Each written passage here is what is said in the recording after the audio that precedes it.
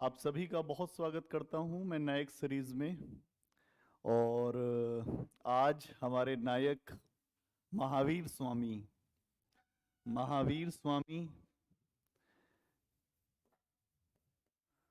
महावीर स्वामी इनके नाम से ही पता चल रहा है कि कोई बहुत वीर, कोई बहुत साहसी। और जैन धर्म के अगर आप देखें तो सबसे महत्वपूर्ण व्यक्ति हैं। जैन धर्म के 24 तीर्थंकर हुए, जिसमें सबसे महत्वपूर्ण महावीर स्वामी हैं। और उन्हीं के ऊपर आज हमारी चर्चा है कि आज वर्तमान समय में, वर्तमान में इनकी शिक्षाओं की प्रासंगिकता क्या है, इनकी शिक्षाओं की प्रासंगिकता, इसी आधार पे हम चलेंगे। इनका दर्शन, वैश्विक समस्याएं,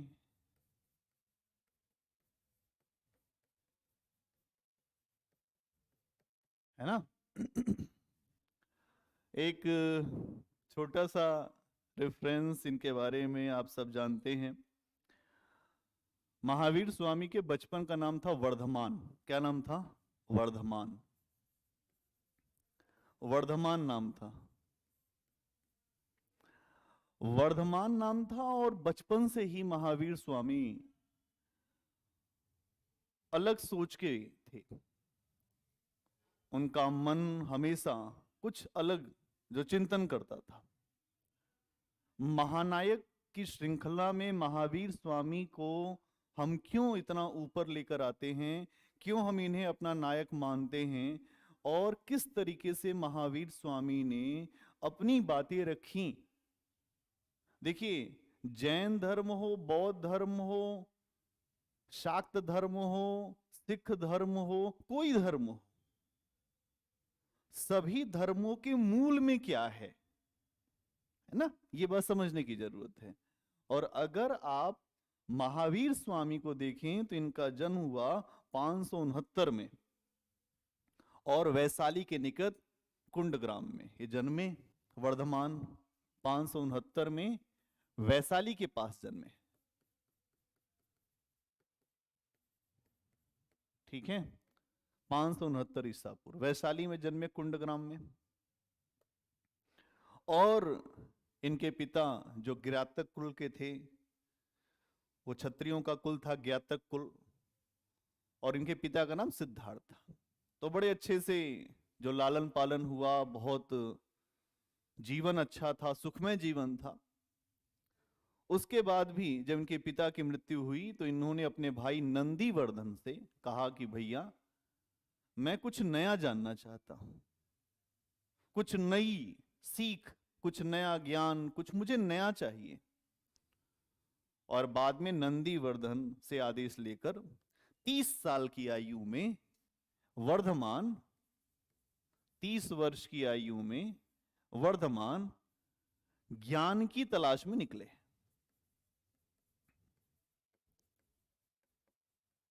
ज्ञान की तलाश। अब ज्ञान क्या है? अब आप ये एक चीज समझेंगे कि जैन दर्शन में 3 बातें बहुत खास है। सम्यक दर्शन, सम्यक ज्ञान, सम्यक चरित्र। इस बात को समझिएगा, जैन दर्शन में 3 बातें बड़ी महत्वपूर्ण है। सम्यक ज्ञान, है ना, सम्यक दर्शन, और उसके बाद जो सम्यक आचरण। अब ये समझिएगा, कहां गए? ज्ञान की तलाश में, सम्यक ज्ञान। अब उस ज्ञान की तलाश पूरी दुनिया में आज भी लोगों को है। दुनिया में ऐसा कोई भी जो व्यक्ति नहीं है जो सही जानकारी नहीं चाहता। महावीर स्वामी ने जिस चीज को ढूंढने के लिए 30 साल की आयु में अपना घर छोड़ा, वो क्या था? और जब ढूंढ के आए तो मानवता को क्या दिया? आज इस पूरी दुनिया में, इस धरती पर जो सबसे बड़ा संघर्ष है वो दूसरे की आपसी वैमनस्य से है, कि हर व्यक्ति एक दूसरे से वैमनस्यता रखता है, शत्रुता रखता है। क्यों शत्रुता रखता है? क्योंकि उसके अंदर भी वही भावना चलती रहती है।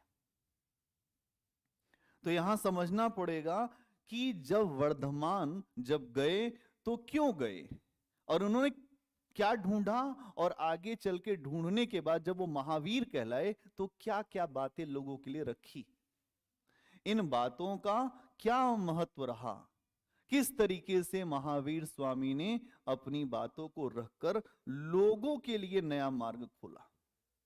और अगर आप देखें 12 साल 30 साल में अपने जो घर से निकले, अपने भाई नंदीवर्धन से कहा कि भैया मुझे जाने दो, तो नंदीवर्धन से आदेश लिया और अपने घर से निकल गए। ठीक है, नंदीवर्धन से आदेश लेने के बाद 12 साल कठोर तपस्या करके अपने मन का निरोध किया। अब समझिए क्या किया भाई, मन का निरोध किया। और जब अपने मन का निरोध किया तो मन के निरोध करने के पश्चात इन्होंने, एक दिन ऐसा आया जब इनको ज्ञान मिला ऋजुपालिका नदी के किनारे, कैवल्य। 12 साल के बाद इनको मिला कैवल्य, कैवल्य। और यहीं से ये कहलाए महावीर। यहीं से क्या कहलाए? महावीर। क्यों? क्योंकि इन्होंने अपने इंद्रियों पर विजय प्राप्त किया, ये अपने ऊपर नियंत्रण करने वाले थे, इसलिए इनको महावीर कहा गया। अब महावीर कहा गया, और अब तक जितने जैन धर्म में तीर्थंकर हुए थे, 2300 तीर्थंकरों में से सबसे ज्यादा प्रभावशाली हुए। क्यों?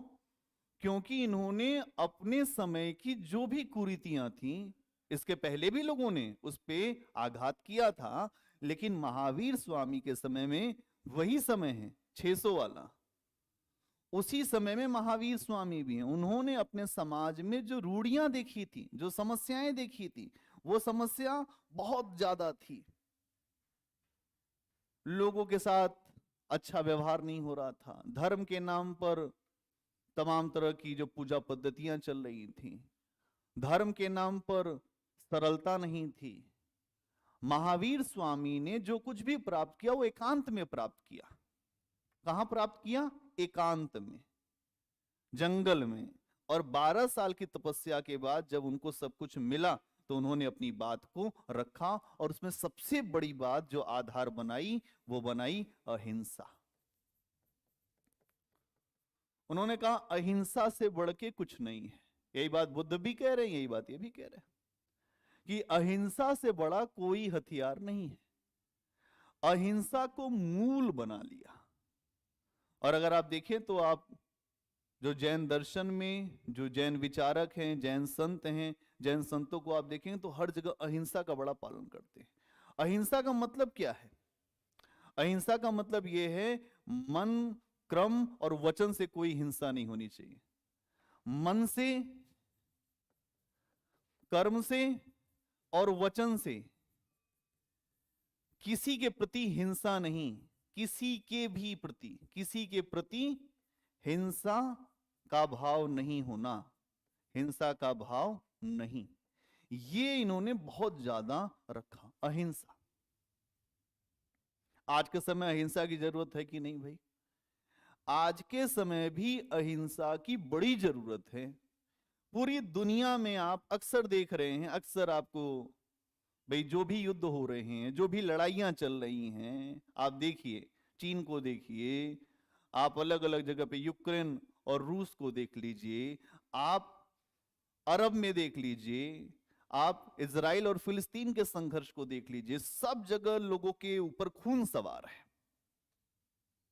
अब खून सवार है तो क्या शांति आएगी? तो भाई एकदम नहीं आ सकती शांति। अब आज की दुनिया में अहिंसा का मूल्य इतना ज्यादा है, और इन्होंने उस समय भी यही बात रखी कि हमें मन, क्रम, वचन से अहिंसा का पालन करना चाहिए। हम अहिंसा के तरफ बढ़ेंगे।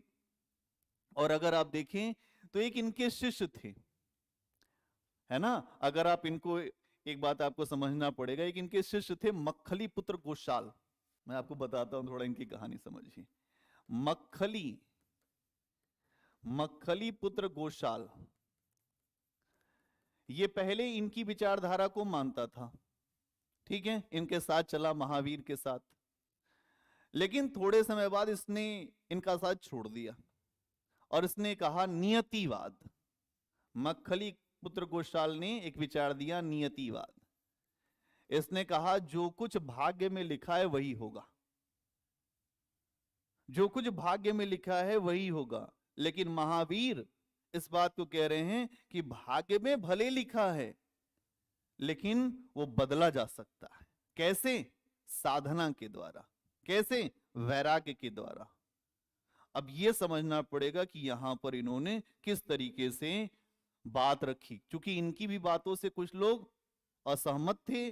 जैसे इनका पहला जो शिष्य ही जो इनका था वो भी असहमत हो गया, मक्खली पुत्र गोशाल, और उसने आगे चल के नियतिवाद कि भाग्य पर ही सब कुछ छोड़ दिया। अगर आप तुलसीदास जी को देखें तो उन्होंने कहा कर्म प्रधान विश्व करी राखा, जो जस करे सो तसफल चाखा। भाग्य है लेकिन कर्मों के अधीन है भाग्य। किसी के भाग्य में हो सकता है कि जो कुछ भी ना लिखा हो, लेकिन अगर उसका कर्म सही है, जो सम्यक उसको ज्ञान हो गया, उसका वो सम्यक आचरण करने लग गया, तो फिर उसको चीजें जो हैं बेहतर मिल जाएंगी। तो भाग्य भाग्य की बात बहुत ज्यादा यहां पर उठाई गई मक्खली पुत्र गोशाल के द्वारा। क्या ये बात समझ में आई? और अगर आप देखें तो यहां धीरे धीरे कुछ लोग इनकी विचारधारा से जब ये बोल रहे थे, जब इनको हर चीज प्राप्त हो गया और ये निर्ग्रंथ कहलाए, इनको निर्ग्रंथ भी कहा गया। क्यों? क्योंकि ये सभी ग्रंथियों से, जो सभी रूढ़ियों से, सभी परंपराओं से, जो खराब परंपराएं थी, जो सड़ी गली परंपराएं थी, उनसे मुक्त थे, इसलिए इनको निर्ग्रंथ कहा गया। क्या कहा गया? निर्ग्रंथ। और इसीलिए महावीर स्वामी को अगर आप देखें तो अपने समय में महावीर स्वामी ने उन बातों को रखा जिससे समाज के अंदर एकीकरण हो सके, समाज में सबकी विचारधारा को स्वीकार किया जा सके। और आगे चल के मैं थोड़ा इनके दर्शन पे जब अभी आऊंगा कि इन्होंने कौन से दर्शन दिए और आज के समय में उसका कितना उपयोग है। ठीक है, अगर आप देखें तो इनके समय की सबसे अच्छी बात यह है कि इन्होंने ये कहा कि हर व्यक्ति को कुछ नियम मानने चाहिए। और आज के समय में क्या उन नियमों की कुछ है प्रासंगिकता? बिल्कुल है। अच्छे नियम, नैतिकता के नियम किसको नहीं मानने चाहिए? आज पूरी दुनिया में अनैतिकता जो है इतनी ज्यादा फैली हुई है, अनैतिकता इतनी है कि यूपीएससी को आपके जो नैतिकता का एक पेपर लेना पड़ रहा है, इतनी अनैतिकता हो गई है। बोलिए भाई, लेना पड़ रहा है नहीं लेना पड़ रहा है? हर स्टेट में भी आप देखिए कि पेपर 4 जोड़ दिया गया है कि आप जो नैतिकता आप अपनी प्रदर्शित करिए। अब अनैतिक दुनिया को नैतिक बनाने की जिम्मेदारी हमारे महापुरुषों की रही। आपके लिए आज सबसे बड़ी बात क्या है कि जितना लालच हो सके बढ़ाओ, जितना जो धन की इच्छा हो उतना हासिल करो, जितने अच्छे अच्छे कपड़े हासिल करो, हर तरह की अच्छी गाड़ियां मिल जाएं। लेकिन महावीर स्वामी एक राजा के पुत्र होने के बाद भी उन्होंने 12 वर्ष की कठोर तपस्या में धीरे धीरे वस्त्र भी छोड़ दिए, सब कुछ छोड़ दिया, और ऊपर देखा, कहा यही आकाश ही मेरे वस्त्र है, आकाश जो अंबर है वही मेरा वस्त्र है। उनको कोई फर्क नहीं पड़ा, और बाद में धीरे धीरे उस सभी चीजों से मुक्त होकर उन्होंने कहा कि इच्छाओं का रुकना ही मोक्ष है, कि जब कोई इच्छा ही ना हो। अब आज के समय में तब व्यक्ति अनैतिक कभी नहीं हो सकता। आज के समय में सबसे बड़ी समस्या क्या है? लालच। आप अधिकारी बन गए और आपको पहनना हीरा, आपकी तनख्वाह है ही नहीं, कैसे हीरा पहनेंगे? तो क्या करेंगे? भ्रष्टाचार। 2 हीरा पहनना और भ्रष्टाचार, 2 गाड़ी खरीदनी और भ्रष्टाचार। इसलिए महावीर स्वामी का दर्शन आज की दुनिया में और प्रासंगिक चल रहा है। भौतिकता की लपट बह रही है। इतनी भौतिकता है कि हर आदमी दूसरे को देखे तो इतना प्रभावित, देखना उसको कितना बढ़िया वो चल रहा है, इतनी अच्छी व्यवस्था है, और मेरे पास कुछ नहीं। ये समस्या है। इन्होंने क्या कहा, 4 नियम पहले से चल रहे थे जो जैनियों के यहां, 5 नियम को इन्होंने रखा कि हर मनुष्य को 5 नियम मानना चाहिए। क्या क्या? अहिंसा, 5 नियम। नैतिकता अगर आपको चाहिए, अहिंसा, सत्य, सत्य पर रहिए। आज के समय पूरी दुनिया झूठ बोलने में बहुत माहिर है। झूठ बोलिए उतना ही उसको प्रशंसा मिल रही है, जितना झूठ बोलिए उतना आपको प्रमाण पत्र मिलेगा। सत्य बोल दीजिए फांसी चढ़ा दिए जाएंगे, नहीं। लेकिन महावीर क्या कह रहे हैं? सत्य बोलिए, अहिंसा के तरफ रहिए। इसके अलावा और क्या कहा गया? अस्तेय, अस्तेय मतलब चोरी मत करो, चोरी मत करना। बताइए आज की दुनिया में ये बातें जरूरी हैं कि नहीं है? इनको पंच महाव्रत कहा गया है। क्या कहा गया है? पंच महाव्रत। आज जिस तरह से नैतिकता की बात हो रही है, अगर अहिंसक रहें, अगर जो सत्य पे चलें, अस्तेय चोरी ना करें, तो फिर चीजें अच्छी हो सकती हैं। अपरिग्रह, अपरिग्रह का मतलब बहुत ज्यादा संचित करने की बात ना सोचें, संचित करने का प्रयास ना करें। भैया पूरा बवाल इसी पर है, प्रयास न करें। महावीर कह रहे हैं संचित करने का प्रयास न करें, जैनी कह रहे हैं संचित करने का प्रयास न करें। पूरी दुनिया दोनों हाथ से संचित कर रही है। 1 मकान, 2 मकान, 4 गाड़ी, 5 गाड़ी, 10 गाड़ी, 1 फैक्ट्री, 10 फैक्ट्री। तो क्या करेंगे? संचित करने के दौरान आप लोगों का शोषण कर लेंगे। ये कह रहे हैं ये मत करो।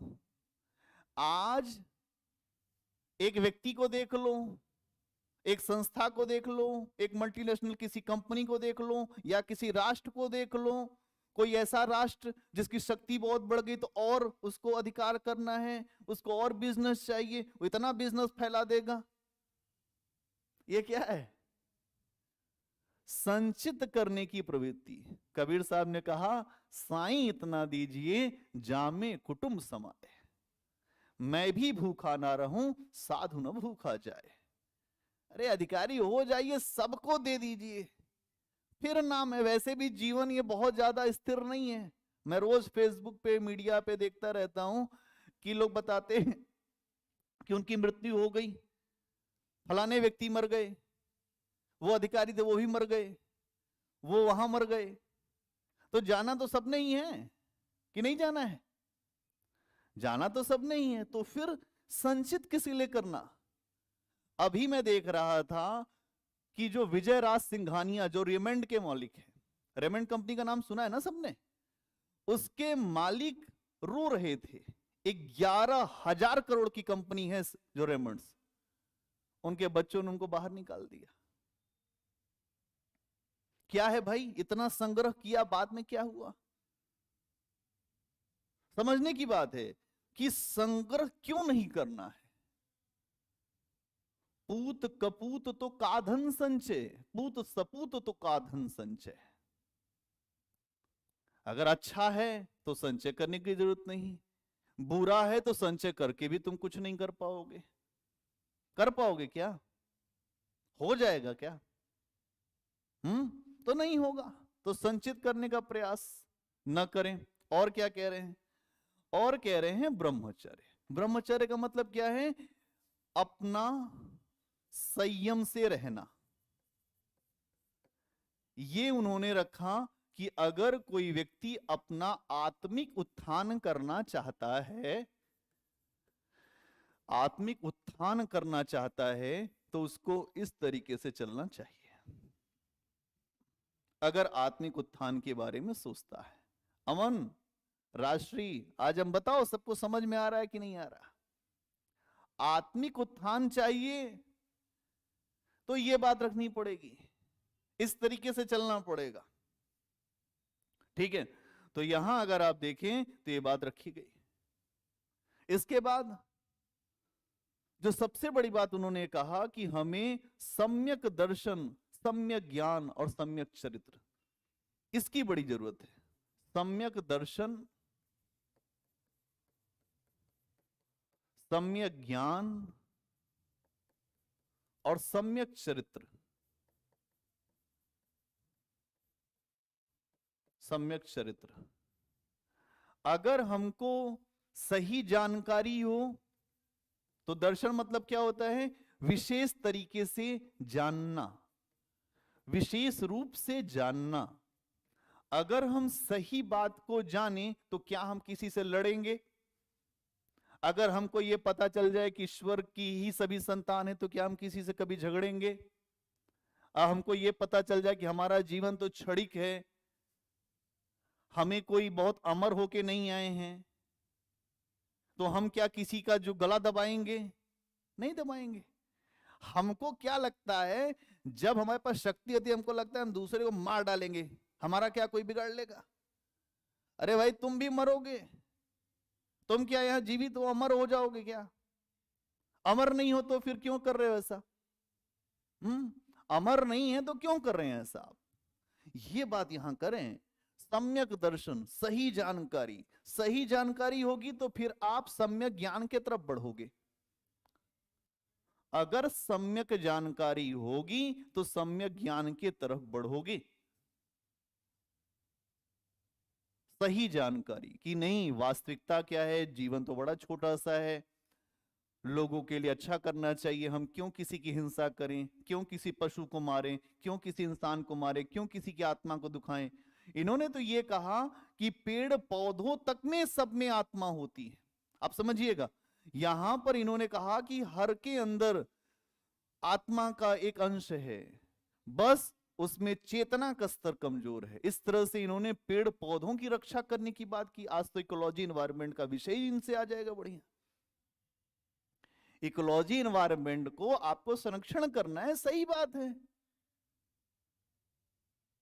बड़े दार्शनिकों ने कहा कि जब आप पेड़ को काटने जाते हैं तो पेड़ भी घबराते हैं कि आज तो काटा, आज तो ये हमें काट देगा। आप पेड़ के पास बैठते हैं तो पेड़ को भी मजा आता है कि कोई आ तो रहा है मेरे नीचे, ये आनंद आता है उसको। तो अगर ऐसा है, अगर ऐसी बात है तो फिर तो हमें सोचना पड़ेगा कि वास्तव में इस दुनिया क्या है, वो कैसे चल रही है। हम जितना समझ रहे हैं क्या दुनिया वही है? और अगर वो दुनिया नहीं है तो फिर क्या है? तो दुनिया जादू का खिलौना है। दुनिया क्या है? जादू का खिलौना है। मिल जाए तो मिट्टी है और खो जाए तो सोना है। तो यहां यही बात महावीर भी कह रहे हैं कि मिलने के लिए तो सब कुछ ले लो लेकिन कुछ भी प्राप्त नहीं होगा, इसलिए हमको सम्यक ज्ञान की तरफ जाना पड़ेगा। और जब सम्यक ज्ञान होगा तो हमारा चरित्र भी अच्छा होगा। सम्यक चरित्र, आपकी पर्सनालिटी में सारी चीजें होंगी जहां सभी आपके लिए अपने होंगे, कोई भेदभाव नहीं होगा, सब बराबर, मेरे लिए कोई अंतर नहीं होगा, ये भावना आ जाएगी। ये महावीर की बहुत बड़ी शिक्षा है कि जहां मेरा और तेरा का भाव मिट जाए, जहां मैं और हम एक हो जाएं। न यहां धर्म है, न यहां कोई जाति है, न यहां कोई व्यवस्था है, न यहां कोई पंथ है, न यहां कोई विचारधारा है। ये जैनी हैं, जैनियों का मतलब जो बंधन से मुक्त हो। जैन धर्म को ऐसे मत देखना छोटे पेरिफेरी में, जैन धर्म बहुत विशाल है। जैनियों के पास तो 24 तीर्थंकर आए, उन लोगों ने बहुत बातें बताई हैं और उसमें सबसे ज्यादा असर महावीर का पड़ा लोगों पे। अद्भुत पराक्रम दिखाया महावीर ने, अद्भुत। बहुत सामर्थ्य चाहिए इन बातों को कहने के लिए। महावीर स्वामी का यह भी बहुत मानना था कि जो आपने कर्म किया है उसका फल जरूर मिलेगा आपको, अच्छा और बुरा दोनों। इसीलिए अच्छे कर्मों को करने का प्रयास करें।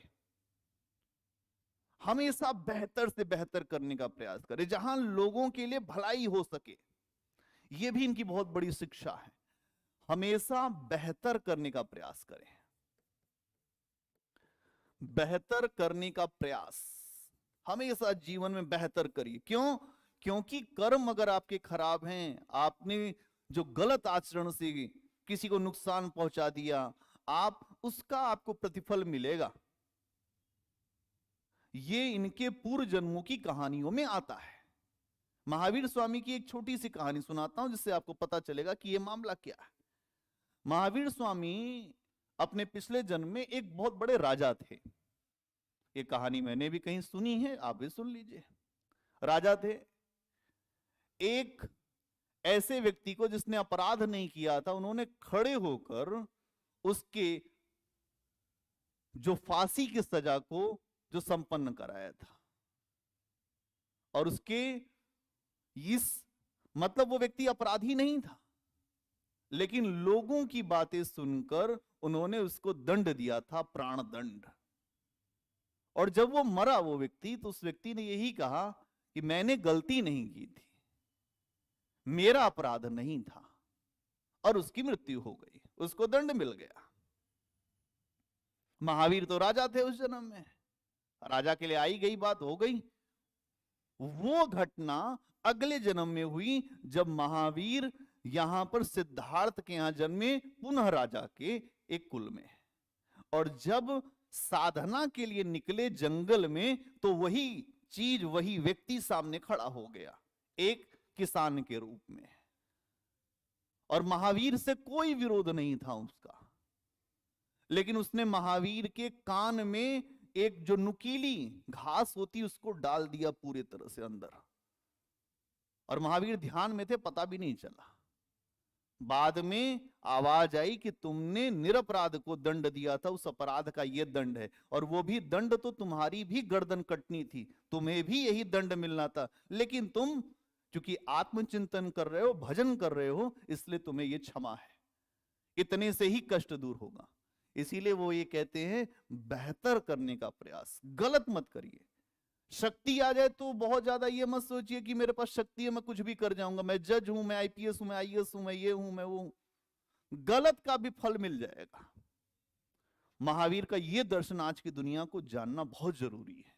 दुनिया में जिसके पास सामर्थ्य है उसको तो समझ में नहीं आ रहा, उसकी आंखें मोटी हो जा रही, अच्छा रगड़ दो इसको, ठीक है कर दो, तुम भी उसी तरह जाओगे। हिस्ट्री में देख लीजिए, हिस्ट्री में देखिए, यही तो होता है, जैसा जो कर रहा है उसके सामने वही खड़ा हो जाता है। तो अच्छे करने की बात ये हमेशा कहते हैं कि अच्छा करिए। और इन्होंने कहा कि हर व्यक्ति का ज्ञान पूरा नहीं हो सकता, ज्ञान की सापेक्षता का सिद्धांत, ज्ञान की सापेक्षता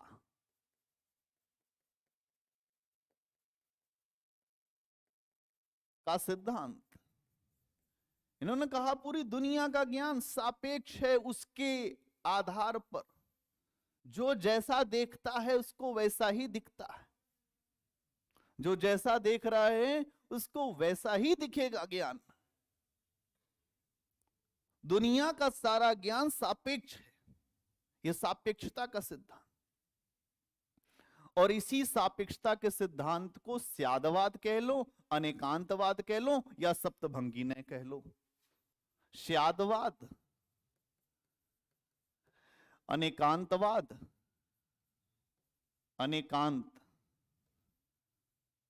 अनेकांतवाद,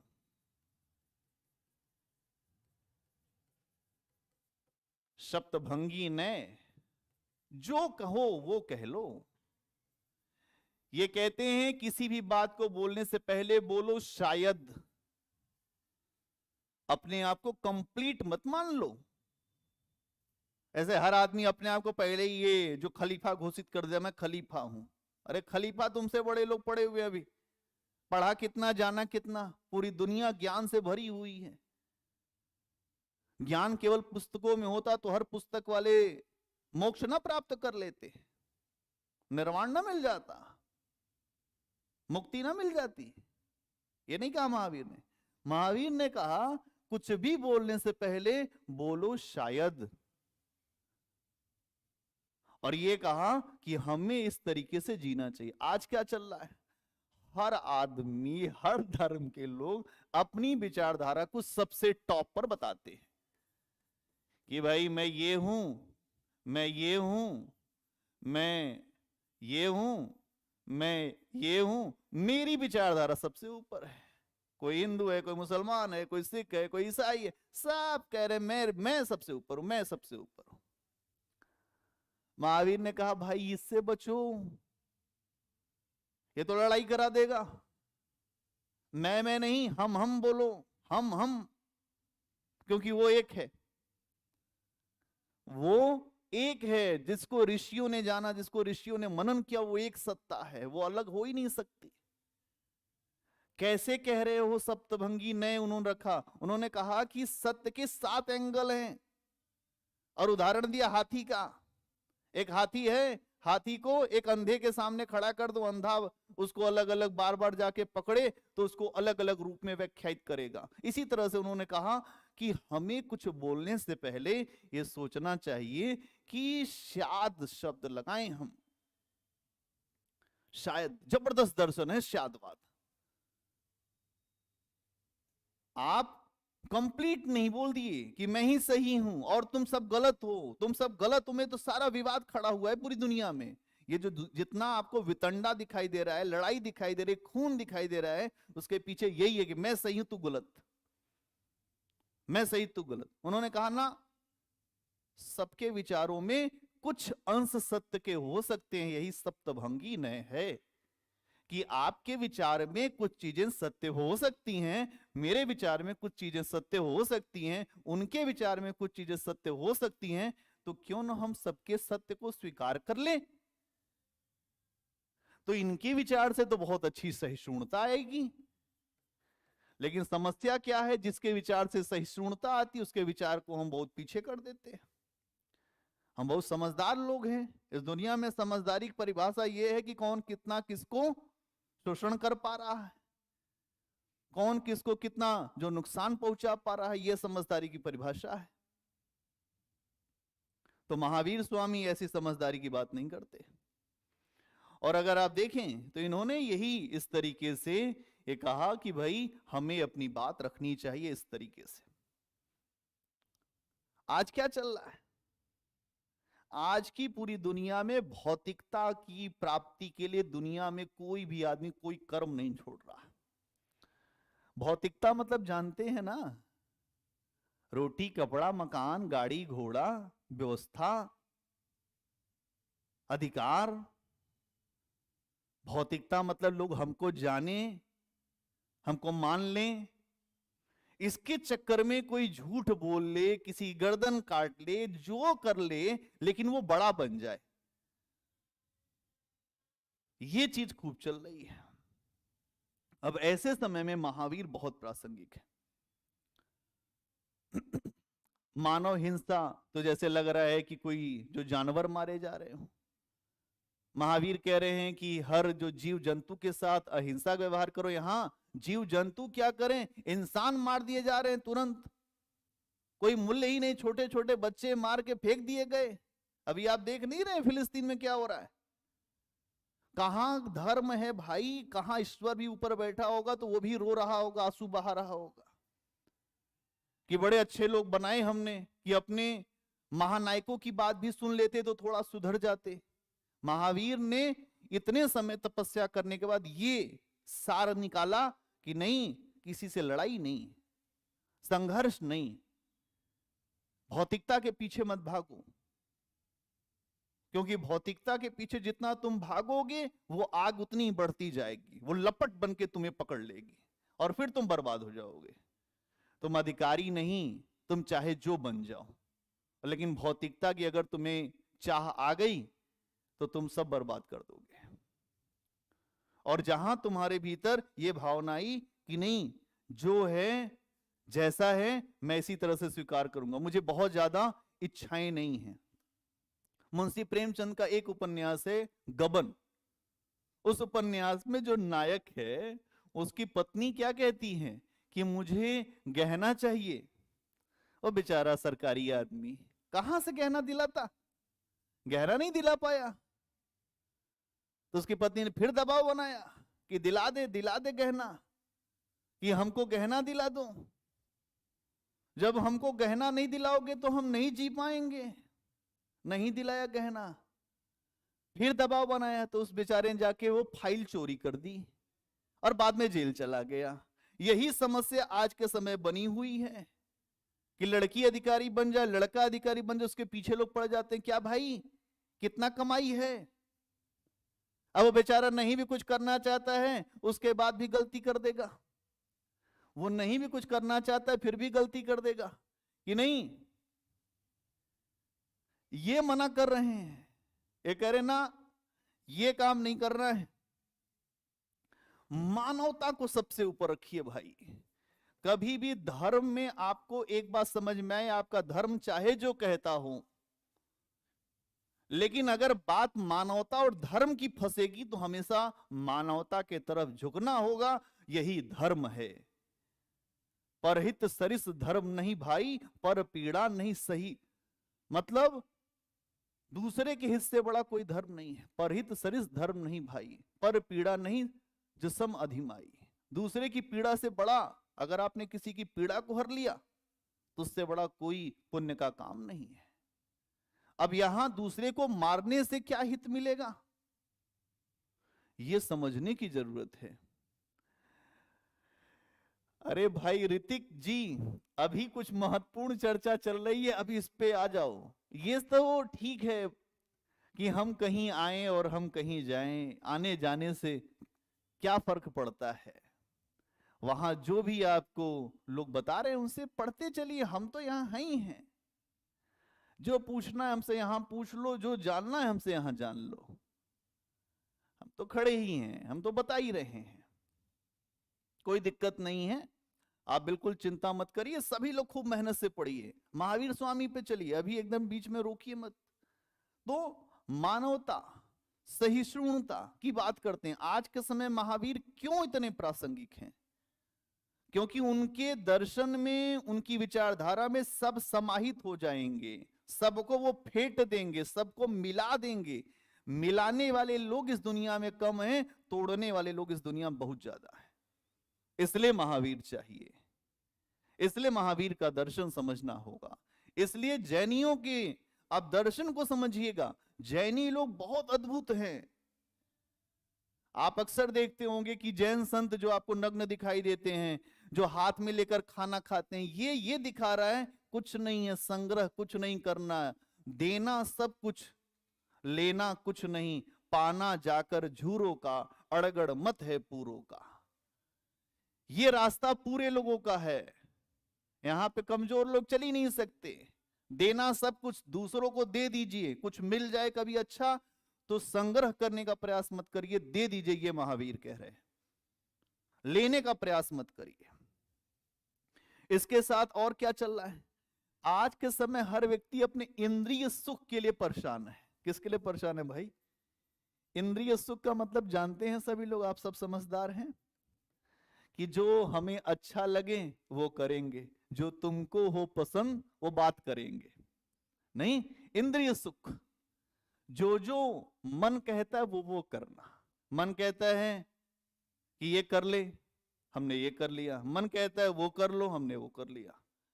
इंद्रिय सुख को महत्व आज की दुनिया में बहुत ज्यादा दिया जा रहा है, और इंद्रिय सुख के लिए चाहिए पैसा। खूब पैसा हो, खूब इंद्रिय सुख मिले, खूब हम मालदीव जाएं, मलेशिया जाएं, घूमे फिरे, यही तो बात हो रही है। लेकिन अब मनुष्य इंद्रियों के बस में इतना हो चुका है कि उसको नियंत्रित करना बड़ा कठिन है। तो महावीर कहते हैं कि हमें अपने इंद्रियों के वश में या इंद्रिय सुख को बहुत ज्यादा बढ़ावा नहीं देना चाहिए, क्योंकि यह हमारे बर्बादी का कारण बनेगा। हमारी बर्बादी हो जाएगी। जब तक हम जागेंगे तब तक हम ऊपर चले जाएंगे।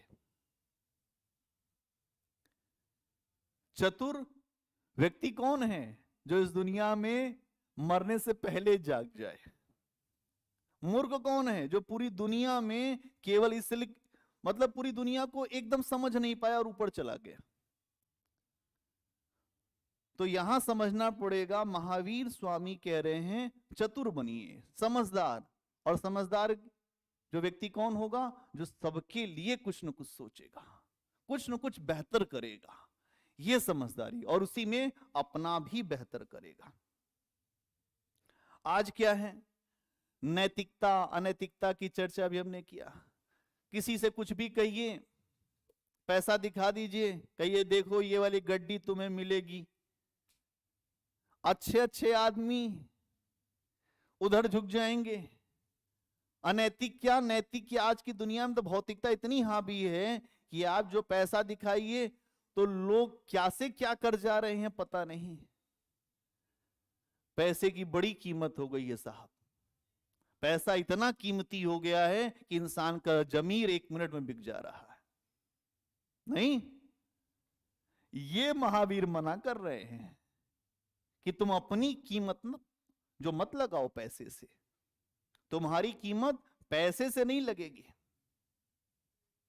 और इन्होंने ये कहा कि भाई जीवन अच्छा आनंद पूर्वक तभी बन सकता है जब हम 5 महाव्रत, जिसकी चर्चा भी हमने पीछे किया, कि अहिंसा, अस्तेय, सत्य, है ना, ब्रह्म, इसकी अगर हम बात करें तो हमारा जीवन आनंदमय बन सकता है। आज क्या चाहिए जीवन में? हर व्यक्ति कहता है मुझे अच्छे से रहना है। आनंद में कैसे रहोगे? इच्छाओं में और घी डालोगे तो आनंद में आ जाओगे क्या? ये कह रहे आनंद के साथ रहने के लिए हमें कुछ रास्ते अपनाने होंगे। झूठ छोड़ना होगा, हिंसा छोड़नी होगी, चोरी छोड़नी होगी, नैतिकता पे चलना होगा। अब ये लोग कहेंगे ये तो बहुत भारी शिक्षा, इस पे नहीं चलेंगे, तो मत चलिए। कौन कह रहा है चलने के लिए आपको? पूरी दुनिया में से तो बहुत कम लोग चले, तो वही तो महावीर बनेंगे। वही लोग तो दुनिया के लिए रास्ता दिखाएंगे। ये दुनिया, केवल जो लोग यहां दुनिया में आए हैं, जो सामान्य जीवन जी रहे हैं, वो ऐसे ही कीड़े मकोड़े की तरह मरते रहेंगे और फिर आते रहेंगे और बदले चुकाते रहेंगे। ये समस्या चलती रहेगी और आगे भी बढ़ेगी। लेकिन आज की दुनिया में अगर आप शांति की बात करते हैं, अगर आपको शांति चाहिए, तो आप महावीर स्वामी के रास्ते पे चलना पड़ेगा। और अभी मैंने क्या बताया आपको? अनेकांतवाद की बात समझाई थी कि आज की मानवता के लिए अनेकांतवाद तो बहुत जरूरी है, क्योंकि बहुत सारे मतांतर हैं, बहुत सारे लोग हैं, बहुत सारे जो समाज हैं, बहुत सारे नस्ल के लोग हैं, अलग अलग देश हैं, अलग अलग लोगों के विचार हैं। तो अलग अलग विचारों को, अलग अलग देशों की जो बातें हैं, धर्म है, संस्कृति है, सबको स्वीकार करना पड़ेगा ना भाई। तो स्वीकार करेंगे तो शांति आएगी। और आज के समय में अशांति का मूल कारण यही है कि कोई किसी को स्वीकार नहीं कर रहा है। तो स्वीकार करना होगा, स्वीकार करना होगा, स्वीकार करना होगा सबको, केवल खुद को नहीं कि मैं सही हूं, ये नहीं। क्योंकि ये जब बात आ जाती है तो व्यक्ति रावण बन जाता है। अहम ब्रह्मास्मि एको हम द्वितीयो नास्ति, मैं ही हूं, बाकी दूसरा कोई नहीं। ये विचारधारा बड़ी खतरनाक है। इसीलिए महावीर कह रहे हैं सबको स्वीकार करना होगा। जब तक सब स्वीकार नहीं होंगे तब तक कोई बात नहीं बन सकती। अगर इनके रास्ते पर चले तो इनके छतरी के नीचे सभी धर्म, सभी संप्रदाय, सभी संस्कृतियां, सबका पालन पोषण, सब आगे बढ़ेंगी, सबका विकास होगा और सब शांति और आनंद के रास्ते पे पहुंचेंगे। ये बात समझने की जरूरत है। आज सहनशीलता किसी के पास नहीं है सहनशीलता? महावीर के कान में उस किसान ने ऐसी घास डाली कि वो पूरा अंदर तक कान में डाल दिया। बहुत नुकीली घास होती है जंगलों में, उसी को डाला। और महावीर इतने सहनशीलता पे आए कि महावीर ने उसे एक शब्द नहीं बोला। सहनशीलता, सहनशीलता शब्द क्या है भाई? अगर आपने सहन कर लिया किसी को तो वो शील बन जाएगा, वो आपके आचरण में आ जाएगा। और उस व्यक्ति ने महावीर के कान में जब जंगली घास डालता है तो महावीर के कान से जब वो जंगली घास पूरी निकाली गई तो खून की एकदम पूरी धार निकलने लग गई। महावीर केवल चिल्लाए, लेकिन ये नहीं हुआ कि उसको मारने लग गए। तो सहनशीलता की बात भी इनसे सीखी जा सकती है कि आज की दुनिया में सहनशीलता बिल्कुल खत्म है। और अगर सहनशीलता नहीं, अब इसमें कोई ये कह सकते हैं क्या कोई मारे तो हम चुपचाप बैठे रहे? नहीं, लेकिन फिर भी प्रयास करना चाहिए कि आखिरी समय तक हम बचे, क्योंकि हमने सहन किया, लेकिन अगर कोई सत्ता है जो सबको चला रही, वो सहन नहीं कर पाएगा, वो फिर उसका हिसाब किताब बराबर कर देगा। तो ये बात यहां समझने की है। और क्या है, इन्होंने हर जगह अगर आप देखें तो इन्होंने बताया है कि आत्मा सभी जगह है, सभी जगह जीव है। इन्होंने सब जगह जीव की सत्ता बताई है, जीव की सत्ता।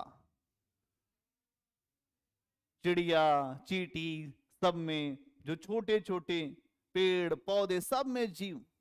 आज के समय तो आप जानते ही हैं कि आज के समय ऐसा जो समय हो गया है कि पारिस्थितिकी जो संतुलन हमारा बिल्कुल बिगड़ा हुआ है। इकोलॉजी, एनवायरमेंट, हमारा पर्यावरण, हर तरीके से लोग पूरी जो मानवता उसको खाती जा रही है, हम सभी खा रहे हैं, सब कुछ नुकसान पहुंचा दे रहे हैं। पूरे जंगल समाप्त हो गए, पूरी व्यवस्थाएं समाप्त हो रही हैं, और एक दिन ऐसे ही करते करते हम सब समाप्त हो जाएंगे। तो महावीर क्या कह रहे हैं? महावीर कह रहे हैं कि हमें यह समझना चाहिए कि सब में जीव होता है, सब में चेतना है, और हमें सबके लिए प्रोत्साहन करना चाहिए। और चीजें जो हमको प्रकृति ने दिया है उसको और बढ़ावा देना चाहिए, न कि सब कुछ खा जाना चाहिए। आज के समय में लोग खाने पे विश्वास ज्यादा करते हैं। अच्छा, ये जंगल दिख रहा है, अभी इसको कटवा देंगे, कितना मिलेगा? 5 लाख। कटवा दे पूरा जंगल, कटवा दिया जंगल, खत्म। उस जंगल से जुड़े हुए जो जानवर थे, जो चिड़िया थी, जो मैना थी, जो कोयल, जो भी अलग अलग कोयल थी, उन सबका तो घर छिन गया, सबके घरौदे छिन गए।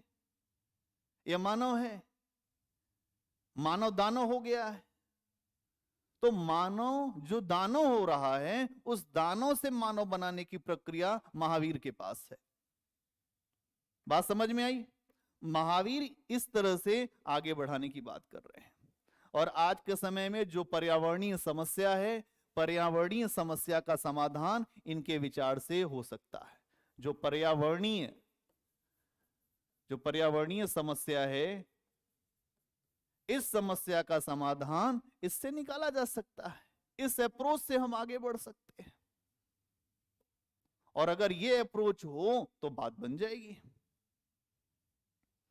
और आज मानवता के ऊपर, हमारे प्रकृति के ऊपर जो संकट पैदा हो गया है, वो संकट दूर हो सकता है। देखो, मैं जितनी बातें बता रहा हूं ये हर जगह इस्तेमाल होगी, निबंध में, इथिक्स में, सब जगह इस्तेमाल होगी, क्योंकि मैं आपको बैलेंस अप्रोच बता रहा हूं कि कहां से क्या निकल लगेगा। तो मानवता, पर्यावरण, क्योंकि बिना पर्यावरण के मानवता नहीं चल सकती, और मानवता को चलाना है, पर्यावरण को बचाना है, तो हमें सहनशीलता और हमें इनके संरक्षण की बात करनी पड़ेगी। लालची व्यक्ति का ये प्रकृति पेट नहीं भर सकती। महात्मा गांधी का स्टेटमेंट है, लालची व्यक्ति का पेट भरने के लिए प्रकृति नहीं है, ये सबकी जरूरतें पूरी कर सकती है, लेकिन एक लालची का पेट नहीं भर सकती। क्योंकि लालची व्यक्ति अपने पैसे के लिए, अपने निजी स्वार्थ के लिए सब कुछ बेच देगा। इसीलिए यहां कहा गया है कि भैया आराम से चलो, आहिस्ता चलो, धीरे चलो, ये धरती अपनी है, लूट के भागना नहीं है यहां से। और अगर हम ना रहेंगे तो हमारे बाद की पीढ़ियां तो रहेंगी, तो इको फुटप्रिंट तो हम रख के जाएं, अपनी आने वाली पीढ़ियों के लिए तो कुछ छोड़ के जाएं। ये महावीर कह रहे हैं। किस तरीके से हमको सोचना होगा, ये बात हमको रखनी होगी। और आज के समय में कर्म कांड पे अगर आप जोड़ दें, महावीर क्या कह रहे हैं भाई, कर्म कांड से हटें। आज क्या चल रहा, किसी ने बता दिया, काली गाय ढूंढिए, काली गाय को हरा चारा खिलाइए। चारा खिलाने में कोई दिक्कत नहीं, खूब खिलाइए, काली गोरी सबको खिलाइए, कोई समस्या नहीं। लेकिन काली गाय को ढूंढकर हरा चारा उसको खिलाकर उसके पैर में काला धागा बांध दीजिए, इससे कुछ नहीं होगा। नींबू काट के फेंक दीजिए, उससे कुछ नहीं होगा। महावीर कह रहे हैं कर्म कांडों से बचना होगा। कर्मकांड क्या है, वो हर जगह है, हर धर्म में होता था, अभी भी होता है। कि किसी को कुछ बहुत कुछ चाहिए तो दूसरे के बच्चे को उठा ले रहा, उसकी बलि चढ़ा दे रहा है देवी को। किसी को कुछ चाहिए तो अलग कर दे रहा है। महावीर ने कहा ना, कर्मकांड नहीं, कर्मकांड के स्थान पर हमको सम्यक ज्ञान के तरफ बढ़ना होगा कि सही जानकारी क्या है, कि सही जानकारी, सम्यक ज्ञान, फिर उसके ऊपर सम्यक आचरण, ज्ञान हो जाए, उसका दर्शन हमको पता चल गया, फिर हमको ज्ञान हो गया, और फिर हम उस पर चलेंगे। और चल के फिर एक ऐसा समाज बनेगा जहां समता ही समता है, जहां बराबरी ही बराबरी है, जहां सब अच्छा ही होगा, जहां रास्ता ही रास्ता है और चलना ही चलना है। यही है महावीर स्वामी का दर्शन। आप सभी लोग का बहुत धन्यवाद, जो लोग इतने देर तक रुके रहे। मिलते हैं अगली क्लास में किसी और महानायक के साथ। तब तक के लिए इतनी बात समझिए कि महावीर स्वामी बहुत ही अद्भुत। आपने देखा होगा कि कल मैंने भगवान बुद्ध पर बहुत, उनके दर्शन पे चर्चा नहीं की, लेकिन बुद्ध पे तो कितनी बातें करूंगा मैं, बहुत कम हो जाएगा। क्योंकि बुद्ध, महावीर, गांधी, राम, कृष्ण, ये बहुत अद्भुत लोग हैं। आप देखिए, महात्मा गांधी का नाम मैं इनके साथ ले रहा हूं क्योंकि गांधी भी बहुत बहुत विलक्षण है। और आज स्वामी विवेकानंद जी की जयंती है। आज स्वामी विवेकानंद जी की जयंती है, तो स्वामी विवेकानंद जी की जयंती पर केवल इतनी बात समझिए, उठिए, जागिए और आगे बढ़िए। आपकी शक्ति ही सफलता है। साहस अगर आपके पास है तो सफलता मिलने से कोई रोक नहीं सकता। आप शेर के मुंह से सफलता खींच लाएंगे, लेकिन साहस के साथ एक चीज है, मेहनत चाहिए। कि अगर आपके पास कार्य करने के लिए, लगातार प्रयास करने के लिए अपने आप को झोंकने की शक्ति है तो सफलता मिलेगी। लेकिन कमजोरी है तो असफलता मिलेगी, उसके लिए भी तैयार रहिए। तो उठिए, जागिए और आगे बढ़िए। कायरता के लिए कोई स्थान नहीं है। और ये दुनिया हमेशा वीरों का ही वर्णन करती है। वीरता का मतलब अपने आप से लड़ना, दूसरे की गर्दन से नहीं लड़ना है, दूसरे को नहीं मारना है। वीरता मतलब खुद से संघर्ष करके सही चीजों पर बात रखनी है, आगे बढ़ना है। ठीक है, बहुत धन्यवाद।